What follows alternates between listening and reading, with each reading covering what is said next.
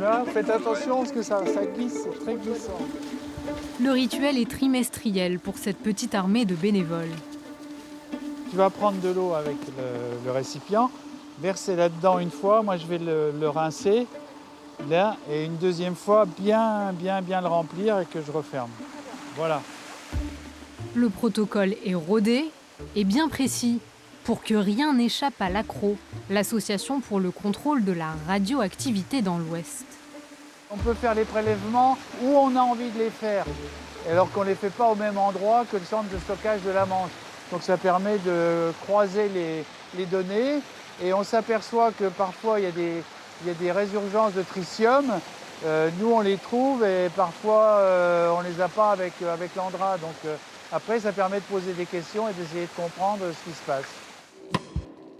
Comprendre ce qui se passe au cœur du centre de stockage de la Manche. Sous ses allures champêtres, cette pelouse bien entretenue cache 530 000 mètres cubes de déchets radioactifs sur 12 hectares, soit l'équivalent de 17 stades de football. Alors là, sous nos pieds, 530 000 mètres cubes de déchets radioactifs, oui. Stockés sur cette installation entre 1969 et 1994. Tous les déchets qui y sont devraient avoir perdu leur radioactivité dans 300 ans. En réalité, puisqu'on a fait un peu n'importe quoi au début, parce qu'on connaissait mal les choses et puis on ne savait pas trop où les mettre, on a mis toutes sortes de déchets. Voici la nécropole de l'âge atomique. Dès 1969, des fûts de déchets radioactifs s'entassent en plein air, avec une dernière livraison atomique en 1994. Il porte le matricule 294 0186 et vient de la centrale EDF de Nogent, 15h42 cet après-midi. Le dernier colis accepté par le centre de stockage de la Manche a été déposé au fond d'une alvéole de 3 mètres de profondeur. Chaque colis déposé comporte un code-barre indiquant non seulement sa place dans les 10 hectares de stockage, mais aussi la nature du produit stocké. En 1976, une fuite est détectée.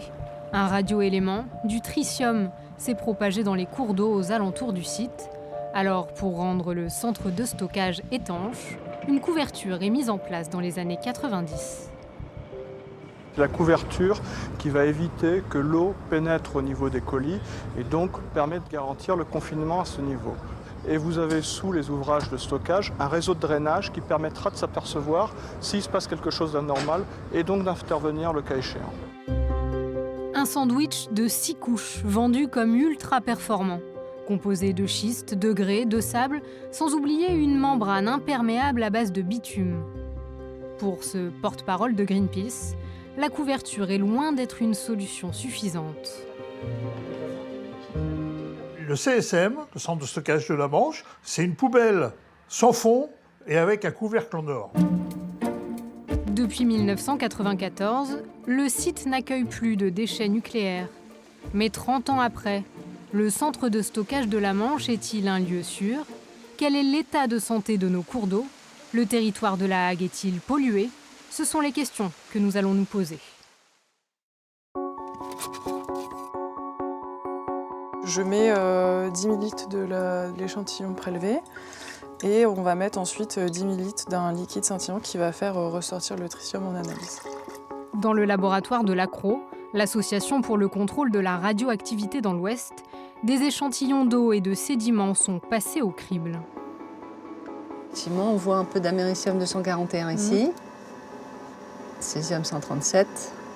Et là, c'est pas des rejets normaux, là, c'est plutôt le centre de stockage de la Manche qui déversent des isotopes radioactifs parce qu'il n'est pas bien isolé, leur centre de stockage. Ça veut dire que le centre de stockage de la Manche fuit toujours ? Oh oui, il fuit toujours. Ils ont comblé, ils ont quand même essayé de combler, mais il y a déjà une grande quantité qui a été diffusée dans l'environnement depuis le temps que le centre de stockage de la Manche existe. L'ACRO, créé en 1986 au lendemain de la catastrophe de Tchernobyl, est présidé par David Boilet. Pour lui, la présence de tritium est liée à la configuration du site lors de ses premières années d'exploitation. Alors, il y a une pollution historique. dans sa phase de gestion, le centre de stockage de la Manche, les pratiques n'étaient pas les pratiques les plus recommandables et les déchets ont été exposés aux intempéries pendant des décennies avant d'être couverts. Et donc, vous pouvez imaginer une alvéole bétonnée avec des déchets. Ici, il y a de fortes pluies, les déchets baignaient dans l'eau. Et donc, une partie de cette eau s'est contaminée et a fini dans les nappes phréatiques. Et donc, il y a eu en plus des incidents assez remarquables dans les années 70. Et les nappes phréatiques ont stocké une pollution en tritium assez importante. On voit une évolution du tritium au cours du temps, avec quand même, au bout de 20 ans, une légère baisse dans l'environnement, mais avec des pics de temps en temps, des résurgences de tritium qui peuvent aller jusqu'à 300 becquerels dans la Sainte-Hélène. On n'oublie pas que dans l'environnement naturel, on est plutôt de l'ordre de 1 ou 2 becquerels de tritium naturellement présents. Les risques, si la pollution des ruisseaux et que les animaux qui s'abreuvent dans ce ruisseau soient contaminés, ça va rentrer dans la chaîne alimentaire et ça peut contaminer les habitants qui mangeraient les ressources agricoles locales dans l'avenir. Mais c'est des faibles. Alors on est dans les faibles risques, mais c'est le mot inquiétude, c'est pas le mot. Ça doit pas être là, c'est tout. Mais pour le centre de stockage de la Manche, géré par l'ANDRA, l'Agence nationale pour la gestion des déchets radioactifs, les niveaux mesurés ne présentent aucun danger pour l'homme et pour l'environnement. Du tritium, mais pas seulement. Quels sont les déchets radioactifs stockés dans la Hague? Que se cache-t-il derrière ces grillages sous la vaste étendue de gazon? Nous avons poussé les portes de ce site sous haute surveillance. Bonjour. Bonjour. Dans la Hague, c'est ça? C'est ça, oui. Bonjour, Marie-Pierre Germain. Enchantée. Dans ces boîtes, à l'abri des regards et de la lumière, 11 000 documents répertorient l'histoire du centre de stockage de la Manche. Ici, on a la mémoire détaillée du centre que l'on a archivée sur du papier permanent. C'est un papier qui va se conserver beaucoup plus longtemps parce qu'il n'est pas acide. Depuis 1969, les colis déposés ici dans la Hague doivent apparaître dans l'inventaire. Car jusqu'en 1994, ce sont les déchets à faible et moyenne activité à vie courte qui sont stockés dans la Manche. Il s'agit des déchets les moins dangereux, liés à la maintenance et au fonctionnement des installations nucléaires, comme les outils, les gants ou encore les filtres, actifs pendant 300 ans. Ensuite, à partir de 1992, c'est le centre de stockage de l'Aube qui a pris le relais. C'est possible d'avoir un registre détaillé de tous les colis de déchets? Oui, globalement, on a un registre de l'ensemble des colis de déchets. Après, les activités au départ du stockage étaient déclarées par lot. Donc, c'est-à-dire que c'était un ensemble de colis qui était livré, c'est une activité globale pour l'ensemble du lot. Donc, c'est répertorié pour les premières années de cette manière-là. Et ensuite, au fur et à mesure de l'évolution de la réglementation, on a affiné ce détail. Donc, à partir des années 80, on avait le détail par colis. Là, vraiment, c'était unitairement sa masse, son type, son origine et ce qu'il contenait en termes de radioactivité. En fait, sur le centre de stockage de la Manche, on a mis un peu tout et n'importe quoi, puisque c'était le seul centre qui existait. Ce qui fait qu'on trouve, malgré tout, dans le centre de stockage de la Manche, des déchets à vie moyennement longue, et puis des déchets à vie très longue. Et donc on a, c'est reconnu officiellement, au moins 140 kg de plutonium qui sont répartis un peu partout dans le site. Mais il faut bien imaginer qu'il est considéré qu'un microcube de plutonium. Donc c'est vraiment la petite poussière que vous pourriez voir. Si vous l'absorbez, c'est le cancer bronchopulmonaire en 6 mois. Pour Greenpeace, il y a urgence. L'association milite pour le retrait de ces déchets contenant des radioéléments à vie longue. Greenpeace s'appuie sur la demande du gendarme du nucléaire, qui réclame à l'ANDRA d'évaluer les enjeux d'un tel chantier d'ici 2029.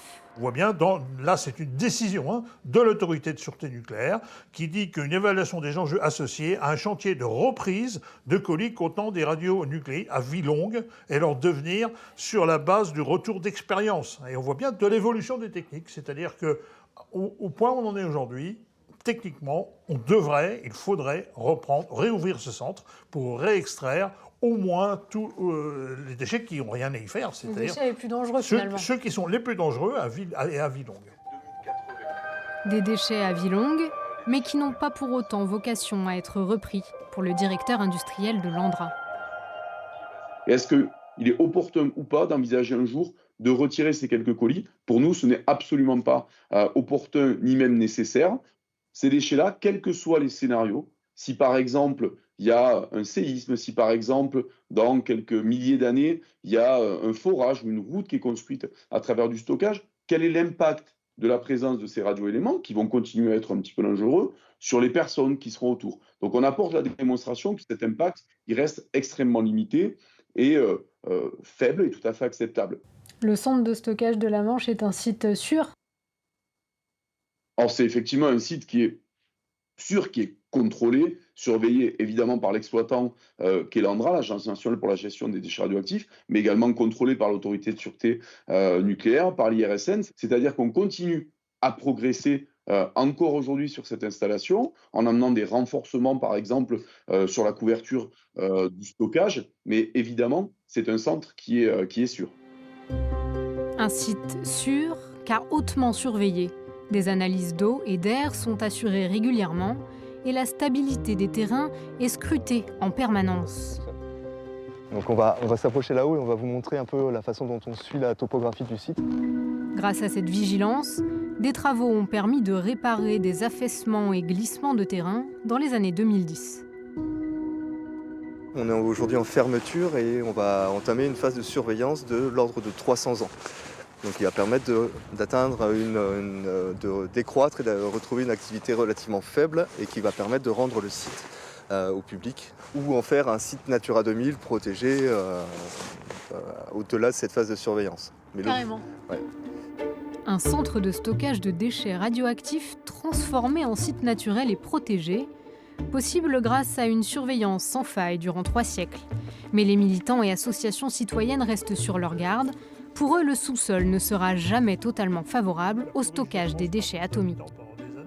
On n'aurait jamais dû faire ce site-là, à cet endroit-là. Il faut se rappeler qu'à l'époque, ça s'appelait le Haut-Marais, donc le marais du Haut.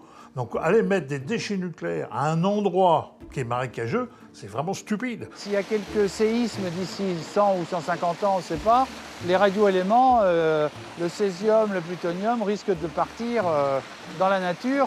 Et là, pour les générations futures, là, ça risque d'être très, très problématique. Aujourd'hui, l'Andra continue à tirer des enseignements de ce centre de stockage de la Manche. Le territoire de la Hague, pionnier il y a 50 ans, doit continuer d'apprendre à vivre avec l'atome.